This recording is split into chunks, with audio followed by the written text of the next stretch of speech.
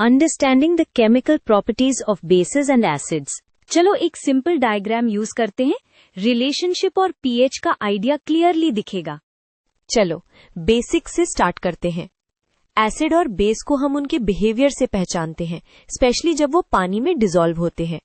Idea ये है, acid generally hydrogen ion बनाता है और बेस जनरली हाइड्रोक्साइड आयन बनाता है। ये आयन्स ही बाकी रिएक्शंस को ड्राइव करते हैं। अब इसको एक छोटे एग्जाम्पल से फील करते हैं। जब हाइड्रोक्लोरिक एसिड पानी में जाता है, वो हाइड्रोजन आयन और क्लोराइड आयन बनाता है और सोडियम हाइड्रोक्साइड हाइड्रोक्साइड आयन देता है। ये इसलिए इम्पोर्टेंट है क्योंकि इंडिकेटर्स, कंडक्टिविटी और न्यूट्रलाइजेशन सब इन्हीं आयन्स की वजह से होता है। यही हाइड्रोजन आयन्स एसिड्स की मेन पहचान होती है। और बेस का टिपिकल एग्जाम्पल देखो, सोडियम हाइड्रोक्साइड स्प्लिट होके सोडियम आयन और हाइड्रोक्साइड आयन देता है। हाइड्रोक्साइड आयन ही बेस की स्ट्रॉन्ग प्रॉपर्टी को शो करता है, जैसे स्लिपरी फील और इंडिकेटर्स का colour change. Hydroxide ion basis का सिग्नेचर होता है। अब पीएच से कनेक्ट करते हैं। सोचो पीएच एक नंबर लाइन जैसा स्केल है जो बताता है सोल्यूशन कितना एसिडिक या बेसिक है।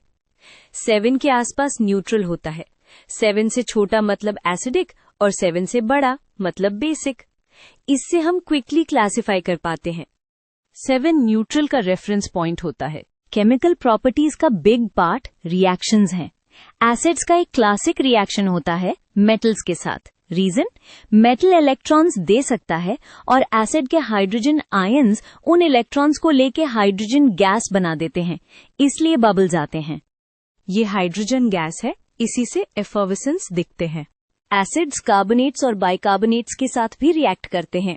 यहाँ की साइन कार्बन डाइऑक्साइड गैस का निकलना होता है, जिससे ब्रिस्क बबलिंग होती है। ये टेस्ट काफी कॉमन है टू आइडेंटिफाई कार्बोनेट्स।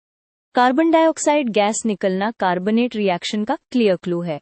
अब एसिड्स और बेसिस का सबसे इम्पोर्टेंट इंटरैक्शन, न्यूट्रलाइजेशन। हम यहाँ क्या अचीव करना चाहते हैं? एक्स्ट्रा एसिडिटी या बेसिसिटी को कैंसिल करके सॉल्ट और वाटर बनाना। ये वैलिड इसलिए है क्योंकि हाइड्रोजन आयन और हाइड्रोक्साइड आयन कंबाइन होके वाटर बना देते हैं और बाकी आयन सॉल्ट बनाते हैं। न्यूट्रलाइजेशन का कोर रिजल्ट वाटर बनना होता है। एक और प्रॉपर्टी जो स्टूडेंट्स मिस कर देते हैं, कंडक्टिविटी। एसिड्स और बेसिस जब वाटर में आयन्स बनाते हैं तब इलेक्ट्रिक करंट कंडक्ट कर सकते हैं। और हाँ, स्ट्रॉन्ग एसिड्स और strong bases generally more corrosive होते हैं, इसलिए लैब सेफ्टी इंपॉर्टेंट होती है। Last idea, strong versus weak. Strong का मतलब ये नहीं कि कॉन्सेंट्रेटेड है। स्ट्रॉन्ग का मीनिंग होता है ज्यादा कंप्लीट आयन फॉर्मेशन और वीक का मतलब पार्शियल आयन फॉर्मेशन। कॉन्सेंट्रेशन अलग चीज है, वो क्वांटिटी पर वॉल्यूम बताता है। ये कंफ्यूजन बहुत कॉमन पिटफॉल है। क्विक रिकैप, एसिड्स वाटर में हाइड्रोजन आयन बनाते हैं, बेसिस हाइड्रोक्साइड आयन। पीएच से क्लासिफाई होता है। एसिड्स मेटल्स के साथ हाइड्रोजन गैस, कार्बोनेट के साथ कार्बन डाइऑक्साइड गैस देते हैं और एसिड्स प्लस बेसिस न्यूट्रलाइजेशन करके सॉल्ट और वाटर बनाते हैं। बस इन पैटर्न्स को याद रखोगे तो क्वेश्चंस इजी लगने लगेंगे।